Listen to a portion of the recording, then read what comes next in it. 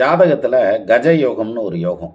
இந்த யோகம் இருந்துச்சுன்னா அந்த ஜாதகாரன் தன்னுடைய கல்யாணத்துக்கு பின்னால் பொருளாதாரத்தில் ரொம்ப பெரிய அளவுக்கு வருவாங்க. செல்வாக்கு சேரும், உடல் ஆரோக்கியம் நல்லாயிருக்கும், பேரு புகழ் கிடைக்கும், சொத்து சுகமெல்லாம் சேரும், பொதுவாக பொருளாதாரத்தில் மேலே வருவாங்க.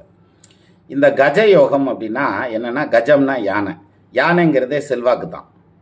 அப்போ யாருக்கு இந்த யோகம் இருக்குது, அதை எப்படி கண்டுபிடிக்கிறது அப்படின்னா, 7ஆம் பாவாதிபதியும் சந்திரனும் 11ஆம் இடத்துல உட்காந்துருந்தா அல்லது 11ஆம் இடத்ததிபதி பார்த்தா, இந்த இதில் எந்த காம்பினேஷன் வந்தாலும் சரி, 7க்கு அதிபதியும் 9க்கு அதிபதியும் 11ல் இருக்கிறது அல்லது 11ஆம் இடத்ததிபதி இந்த காம்பினேஷனை பார்க்குறது, இப்படி இருந்ததுன்னா அது கஜயோகம்.